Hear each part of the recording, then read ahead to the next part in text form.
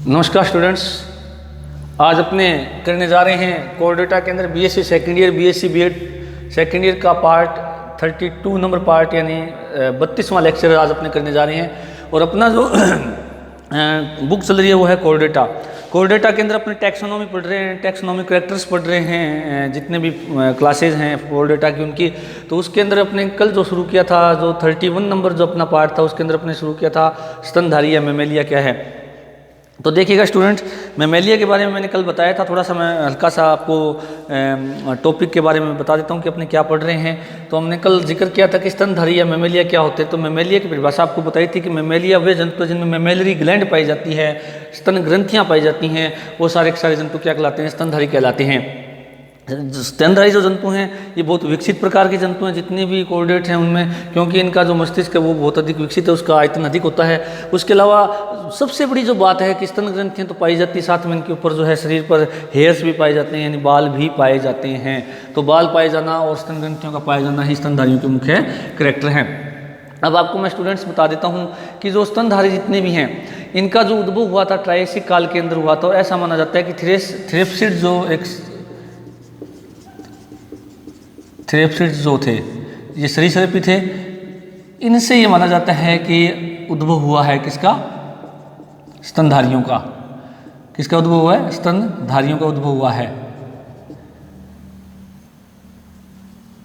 स्तनधारियों का क्या हुआ है, उद्भव हुआ था थेरोप्सिड एनिमल से, जो किस किस तरह थे, सरीसृप की तरह थे। और ये जो थे ट्रायसिक युग जो था उसके अंदर इनका उद्भव हुआ है। और सीनोजोइक काल को स्तनधारियों का स्वर्णिम काल कहा जाता है। स्वर्णिम काल का मतलब जो ये अपना सीनोजोइक काल था, इसके अंदर स्तनधारियों की सबसे ज़्यादा जातियां पाई जाती थी और ये उस समय डोमिनेंट भी थे। डोमिनेंट का मतलब इनका प्रभुत्व था पूरी पृथ्वी के ऊपर।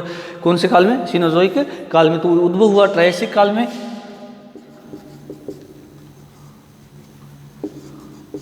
सिक काल में और सीनोजोइक काल जो था वो स्तनधारी का स्वर्णिम काल था। ये बात अपने कल की थी। अब देखिएगा कि एक शब्द और आता है मेमोलॉजी। क्या है मेमोलॉजी?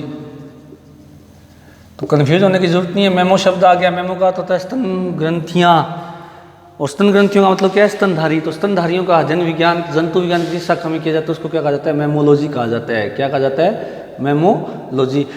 अब देखिएगा स्टूडेंट्स, कल अपने कुछ कैरेक्टर्स पढ़े थे स्तनधारियों के कि स्तनधारी किस प्रकार के होते हैं। तो आपको कल बताया था कि स्तनधारी जो होते हैं समतापी होते हैं। उसके अलावा आपको बताया था कि स्तनधारी जो है जल, वायु, स्थल तीनों जगह पाए जाते हैं, जिनके मैंने कल एग्जाम्पल्स भी आपको बताए थे। उसके बाद में आपको बताया था कि जो स्तनधारी होते हैं इनके ऊपर जो बाल है उनका आवरण पाया जाता है, जो कि बाह्य कंकाल के रूप में कार्य करता है। उसके बाद में आपको बताया था कि जो है इन जंतुओं के अंदर जो है त्वचा जो होती है वो मोटी और जलरोधी होती है। उसके अलावा जो इसके अंदर अनेक प्रकार की ग्रंथियां भी पाई जाती है, जैसे कल मैंने बताया था सीबेशियस ग्रंथियां पाई जाती है, तेल ग्रंथियां पाई जाती है, श्वेत ग्रंथियां पाई जाती है, स्तन ग्रंथियां पाई जाती है। कल आपको इसके बारे में बताया था। तो ये सारी की सारी ग्रंथियाँ इसमें पाई जाती हैं, जो कि अलग अलग कार्य करती है। जैसे स्वीट ग्लैंड जो है पसीने का स्त्राव करने वाली ग्रंथियां होती है। तेल ग्रंथियां शरीर त्वचा में पाई जाती है, नम और चिकना बनाए रखती है। उसके अलावा स्तन ग्रंथियां जो है वो मादा के अंदर अधिक विकसित होती है। उसका फायदा ये होता है कि मादा जो होती हैं वो अपने बच्चे को स्तनपान कराती है या दूध पान कराती है, क्योंकि स्तन ग्रंथियों का दूध का निर्माण और दूध का स्त्रवण होता है। उसके अलावा आपको बताया था कि इन जंतुओं के अंदर जो है बाह्य कर्ण, एक्सटर्नल जो ईयर का जो कर्ण पिन्ना है वो पाया जाता है, परंतु प्रोटोस्टोमिया के जो मोनोट्रिमेट्स जंतु हैं उनके अंदर ये एब्सेंट होता है। मैंने बताया था जो एक्रीना वगैरह जो जंतु इनके अंदर ये क्या होता है, एब्सेंट होता है। और जो अपने ईयर पिन्ना होता है उसका काम मैंने बताया था कि ईयर पिन्ना जो होता है वो बाहर से ध्वनि तरंग को इकट्ठा करके कर्ण कुहर की ओर भेजता है। तो जो ईयर पिन्ना है वो सभी स्तनधारी में पाया जाता है, परंतु कुछ प्रोटोस्टोमिया के सदस्यों के अंदर क्या होता है, एब्सेंट होता है। उसके अलावा आपको बताया था कि इसके अंदर दो जोड़ी पाँव पाए जाते हैं। दोनों जोड़ी पाँव जो होते हैं इनके अंदर पंचांगुलिक होते हैं, पेंटाडेक्टाइल्स होते हैं, और इनके अंदर नाखून हैं, खुर हैं, सींग है। ये केराटिन नामक प्रोटीन की बनी हुई संरचनाएं भी इनमें पाई जाती है। उसके अलावा एक बात और बताई थी, जो जितनी भी इसकी बॉडी कैविटी होती है स्तनधारी जंतुओं की, वो स्तनधारी जंतुओं की बॉडी कैविटी एक डायफ्राम नामक पेशीय संरचना से दो भागों में बंटी रहती है। ऊपर की ओर जो है उसको थोरेसिक कैविटी कहते हैं, नीचे की ओर कहते हैं एब्डोमिनल कैविटी। डायफ्राम का आपको कार्य बताया था कि डायफ्राम बहुत इंपॉर्टेंट एक शरीर का पार्ट है, पर्दिनुमा संरचना है, पेशीय संरचना है, जो कि जो कोमल अंग है उनको साधे हुए रखती है, जैसे फेफड़े हैं, हार्ट उनको साधे हुए भी रखता है। उसके अलावा जो डायफ्राम है वो श्वसन में सहायक है। डायफ्राम जो है आपको बताया था कि गर्भवती महिला जब प्रसव के समय बच्चे को जन्म देती है तो उसमें भी सहायक होता है। उसके अलावा जो डायफ्राम है वो आपको बताया था मल त्याग करने में भी क्या होता है, सहायक होता है। तो ये डायफ्राम के बहुत सारे क्या कार्य हैं। उसके आपको अलावा बताया था कि जो इनका जो अंतकंकाल होता है वो अस्थियों का बना होता है। जैसे मनुष्य के अंदर मैंने बताया था 206 अस्थियाँ पाई जाती हैं। अस्थियों के साथ साथ उपास्थियाँ भी पाई जाती है। अस्थि और उपास्थि दोनों मिलकर के अंतकंकाल का निर्माण करती है। अंतकंकाल बहुत इंपॉर्टेंट है कोई भी स्तनधारी जंतु के लिए, क्योंकि अंतकंकाल जो है वो शरीर के ढांचे का निर्माण करता है, शरीर को सहारा प्रदान करता है। वो शरीर की जितने भी सॉफ्ट ऑर्गन है उनको सबको क्या करता है, सहारा प्रदान करता है। कल आपको बताया था। उसके अलावा आपको बताया था कि हमारी जो लास्ट टॉपिक जो अपने कल चल रहा था कि हमारी जो कपाल है वो डाइकोंडाइल होता है। क्या होता है? डाइकोंडाइल होता है। डाइकोंडाइल यानी द्विकंदीय होता है, क्योंकि जो अपनी एटलस जो बोन है उस एटलस बोन के दोनों ओर दो अस्थिकंद यानी दो उभार पाए जाते हैं, दो कोंडाइल्स पाए जाते हैं। तो दो कोंडाइल पाए जाने के कारण उसको क्या कहा जाता है, कपाल को डाइकोंडाइल। जैसा कल मैंने आपको मोबाइल की सहायता से इसका एक मनुष्य की जो स्कल या करोटी उसका डायग्राम भी आपको बताया था। उसके अलावा यदि हम बात करें जो इनके ग्रीवा की, तो ग्रीवा के अंदर 7 कशेरुकाएँ पाई जाती है। कुल कितनी होती हैं? 7।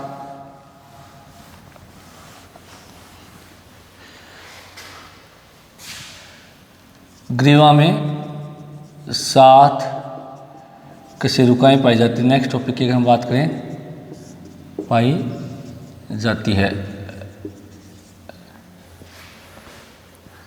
कितनी पाई जाती है? 7 कशेरुकाएँ पाई जाती है। अब देखिएगा स्टूडेंट, जो कशेरुकाएँ जो होती हैं ये क्या चीज़ होती है, मैं थोड़ा आपको बता देता हूँ कि जो कशेरुकाएँ होती हैं ये मनुष्य की रीढ़ की हड्डी के अंदर पाई जाती है। तो मनुष्य या जितने भी अपने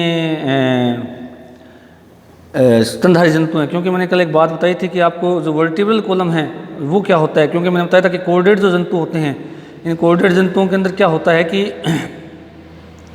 कोर्डेड जंतुओं के अंदर करोड़ या रज्जु होती है। वो रज्जु जो होती है वो रज्जु धीरे धीरे भ्रूण अवस्था के दौरान वर्टिब्रल कॉलम यानी रीढ़ की हड्डी में चेंज हो जाती है। और रीढ़ की हड्डी जो होती है उस रीढ़ की हड्डी के अंदर क्या होता है कि वर्टिब्री पाई जाती है, छोटी छोटी कशेरुकाएँ जिनको कहा जाता है, या रीढ़ की हड्डी की छोटी हड्डियाँ होती हैं। अब जो हम बात करें कि रीढ़ की हड्डी जो होती हैं मनुष्य के संदर्भ में अगर हम बात करें तो इनकी जो संरचना है, मैंने बताया था कि रीढ़ की जो हड्डी होती है मनुष्य के अंदर ऊपर की ओर करोटी या कपाल से जुड़ी रहती है, जबकि नीचे की ओर जो होती है ये किससे जुड़ी रहती है, अपने जो पैल्विक ग्रिडल है उससे जुड़ी हुई रहती है।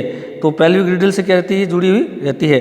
अब देखिएगा कि जो अपने इनकी संख्या की यदि बात करें मनुष्य के संदर्भ में, तो मनुष्य के संदर्भ में यदि हम बात करें तो कुल इनकी संख्या होती है 26 होती है। कुल कितनी होती है? 26 होती है। जैसे अपने थोड़ा सा बात कर लें अपने, जैसे ये स्कल या करोटी है,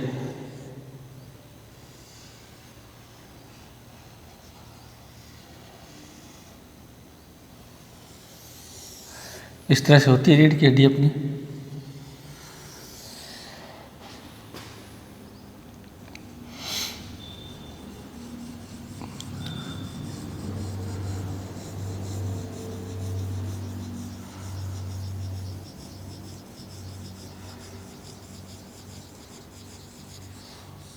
इस तरह से होती है। अब देखिएगा हमारा जो वर्टिब्रल कॉलम है ये पूरा कौन सा है, अपना वर्टिब्रल कॉलम,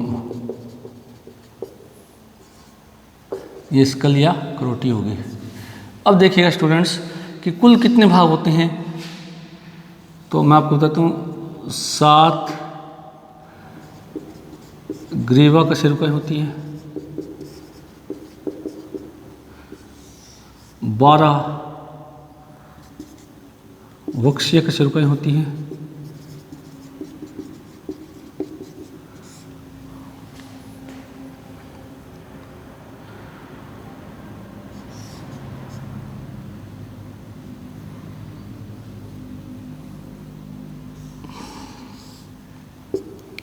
कटी कशेरुकाएं,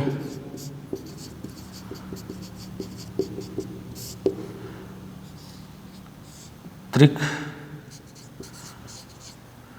एक, और ये क्या होता है फिर अनुत्रिक। तो ये कितना होता है? एक होता है।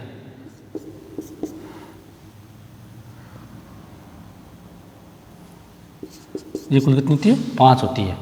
ये कुल कितनी होती है? 5। तो इस प्रकार देखिएगा कि कुल कितनी होती हैं ये हमारी संख्या की। यदि हम बात करें तो 12, 7, 19, 19 और 5, 24, 25 और 26 कुल कशेरुकाएँ होती हैं। कुल कितनी होती हैं? 26। 26 पाई जाती है किसके अंदर? मनुष्य के कशेरुकदंड के अंदर या वर्टिब्रल कॉलम के अंदर कशेरुकाएँ होती हैं।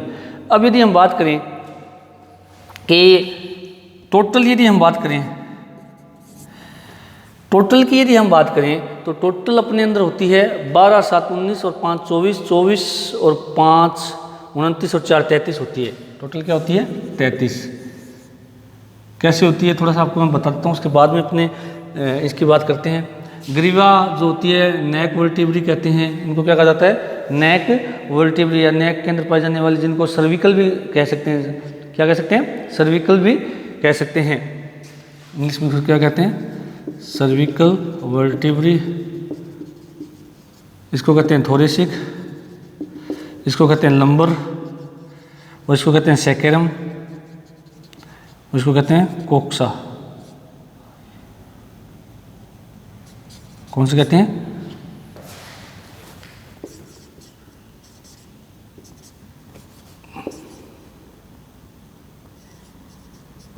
कोक्सा। कौन सी कहलाती है? कोक्सा। तो कुल कितने प्रकार की वर्टिब्री होगी? 1, 2, 3, 4 और 5। अब देखिएगा स्टूडेंट, क्या होता है कि 7 तो होती है सर्विकल यानी ग्रीवा कशेरुकाएं, उसके अलावा 12 कौन सी होती है? वक्षीय या थोरेसिक। 5 कौन सी होती है? लंबर या कटी कशेरुकाएं। एक होती है त्रिक, जिसको सैकेरम भी बोलते हैं, और एक होता है अनुत्रिक, जिसको कोक्सा भी कहते हैं। तो यदि त्रिक और अनुत्रिक को एक एक यदि हम हड्डी माने तो कुल कितनी होती है हमारे अंदर? 26 हो गई। 7 और 12, 19 और 5, 24, एक 25 और एक 26। परंतु यदि वास्तव में देखा जाए तो त्रिक के अंदर कितनी हड्डियाँ होती हैं? 5 होती हैं। इन 5 हड्डियाँ मिलकर के एक त्रिक यानी सैकेरम का निर्माण करती है, और 4 हड्डियाँ मिलकर के एक अनुत्रिक या कोक्सा का निर्माण करती है। ये अपनी पूंछ की हड्डियाँ होती हैं, जो हम कहते हैं कि हमारे पूर्वजों में पूंछ पाई जाती थी, उसका ये अनुत्रिक जो है, कोक्सा जो हड्डियाँ हैं, ये इसका क्या होता है? एग्जाम्पल होता है।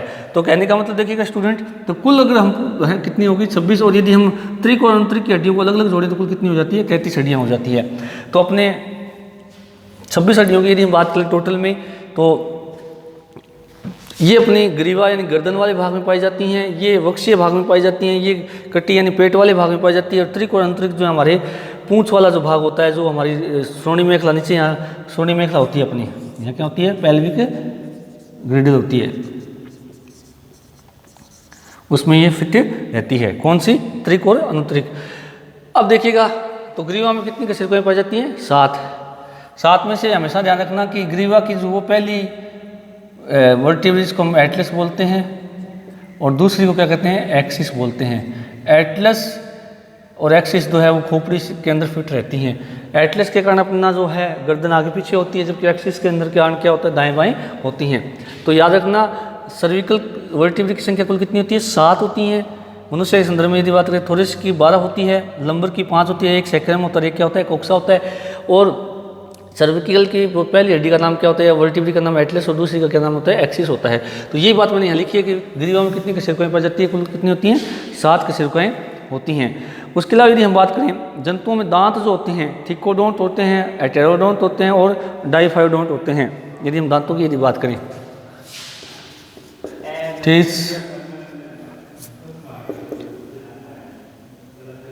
निम्न प्रकार के होते हैं।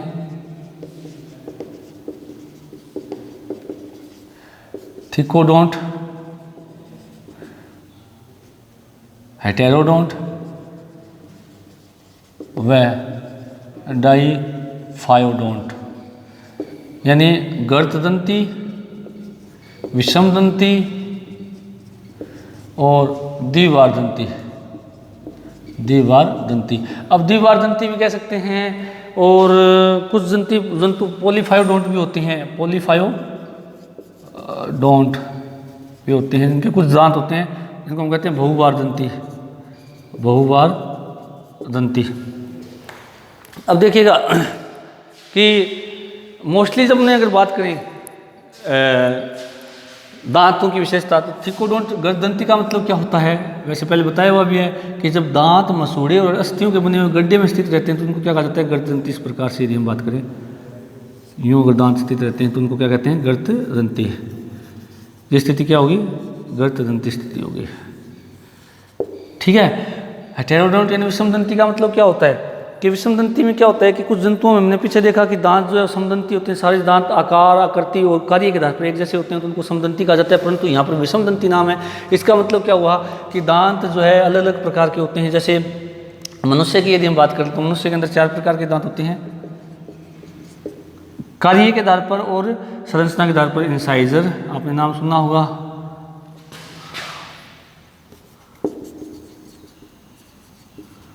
कैनाइन, प्रीमोलर और मोलर।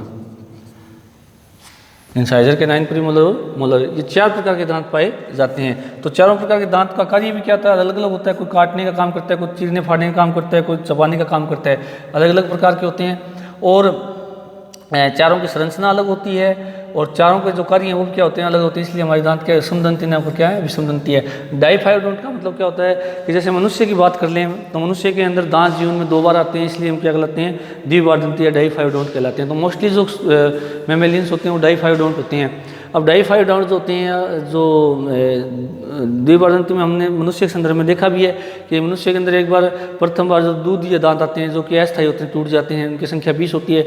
उसके बाद में जो अपने अंदर दांत आते हैं वो स्थायी होते हैं और जो जीवन भर टूटते नहीं हैं, अगर टूट जाएं तो दोबारा नहीं आते हैं। तो इसलिए दांत जीवन में कितनी बार आते हैं, 2 बार आते हैं। परंतु कुछ ऐसे स्तनधारी भी हैं, जैसे चूहा वगैरह के अंदर कुछ दांत ऐसे होते हैं जो घिसते रहते हैं और बार बार उगते रहते हैं, इसलिए उनको कुछ अपवाद स्वरूप इनके अंदर ये बहुबार दंती भी होते हैं, पॉलीफायोडोंट भी होते हैं। तो इस प्रकार हम कह सकते हैं कि दांतों की जो विशेषता है इनकी, ये थिकोडोंट, हेटेरोडोंट और डाइफायोडोंट प्रकार के होते हैं। उसके अलावा यदि हम बात करें कि इसके अंदर जो है 3 प्रकार के अस्थियां पाई जाती है, प्री मैक्सिला, मैक्सिला और पैलेटाइन मिलकर के क्या करते हैं, इसके अंदर तालू का निर्माण करते हैं। तालू जो है वो आपको पता ही है क्या काम करता है,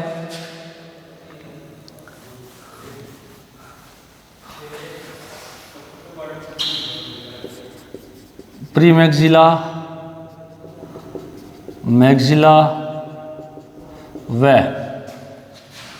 पैलेटाइन बोन मिलकर क्रोटी के अंदर पाई जाती है। अस्थियां मिलकर के पैलेटाइन यानी तालू का निर्माण करती है, पैलेटाइन यानी तालू का निर्माण करती है, जो कि भोजन मार्ग व नासा मार्ग को एक दूसरे से पृथक करते हैं। भोजन मार्ग व नासा मार्ग को एक दूसरे से पृथक करते हैं,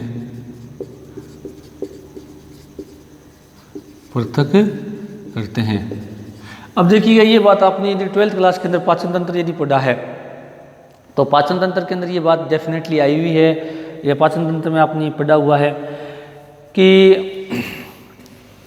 पाचन तंत्र की यदि हम बात करें, थोड़ा सा डायग्राम यदि हम बनाएं तो इस प्रकार से जैसे ये मनुष्य है,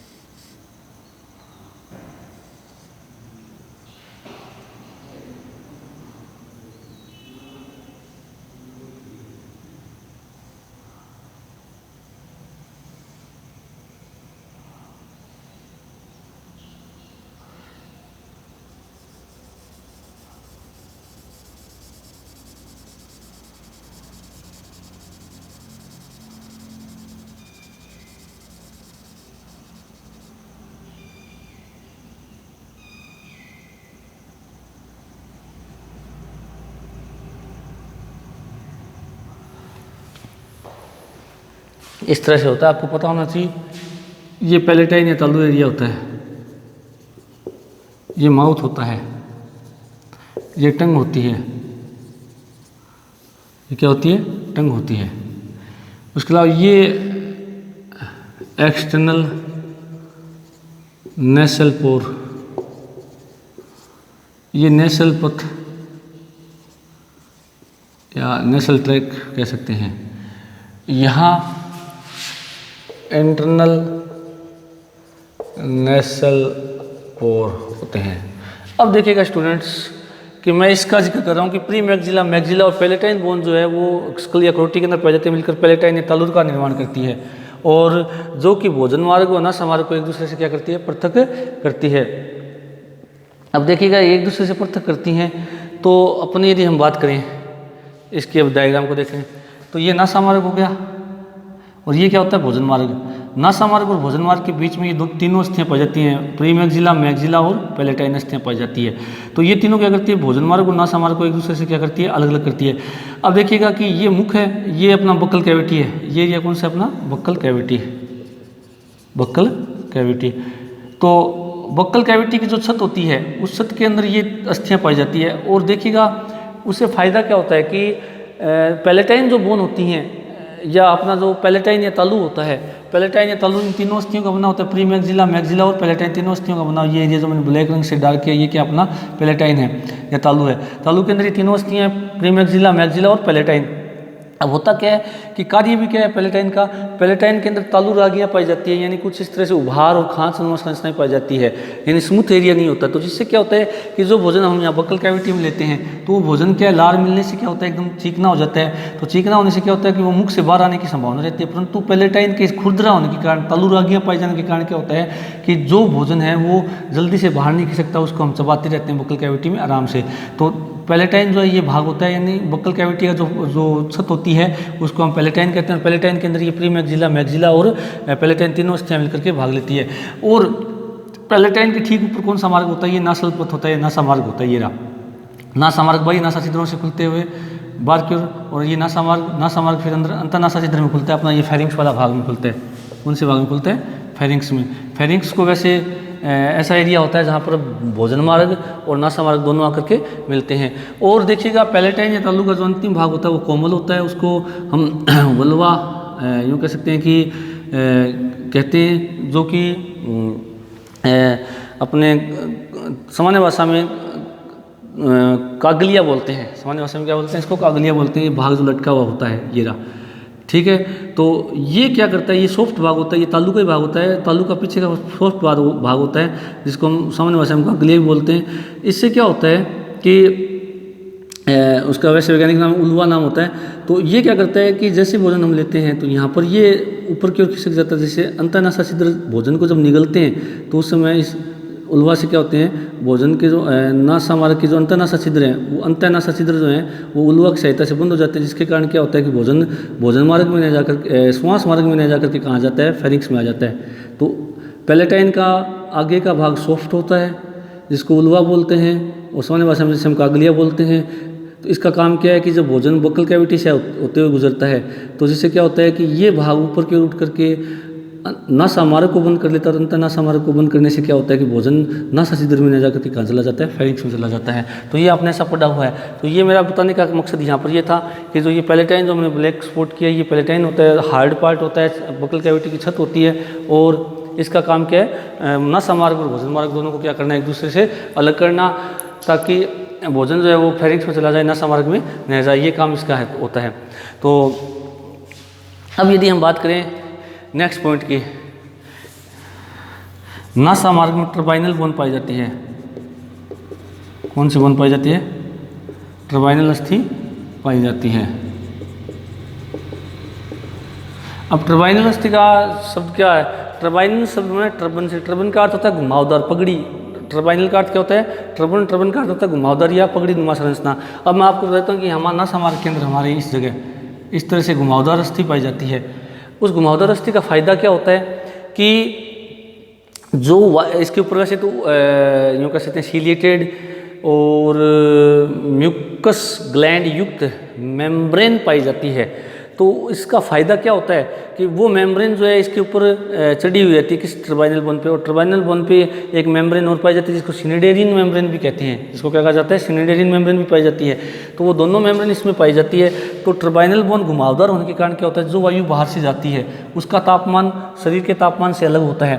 तो वायु जब वो टर्बाइनल बोन के ऊपर से घूमते हुए जाती है तो उस वायु का जो तापमान है वो शरीर के तापमान के क्या हो जाता है, बराबर हो जाता है, और जिससे वो वायु जब फेफड़ों में जाती है तो उसका कोई हमारे शरीर के ऊपर नेगेटिव इफेक्ट नहीं पड़ता। तो टर्बाइनल बोन घुमावदार होने के कारण जो वायु बाहर से आ रही है उसको क्या करती है, घुमाते हुए या यूँ कहते हैं घुमावदार स्थिति के अंदर लग जाती है, जिसके कारण उतनी देर में उस वायु का तापमान शरीर के तापमान के क्या हो जाता है, बराबर हो जाता है। और साथ में इस टर्बाइनल बोन पर सिनेडेरियन मेम्ब्रेन वगैरह पाई जाती है जो कि घ्राण संवेदनाओं का काम भी करती है, यानी सूंघने का काम भी करती है, और जुकाम होने पर सिनेडेरियन मेम्ब्रेन के अंदर ही जो वायरस है उसका संक्रमण भी हो जाता है।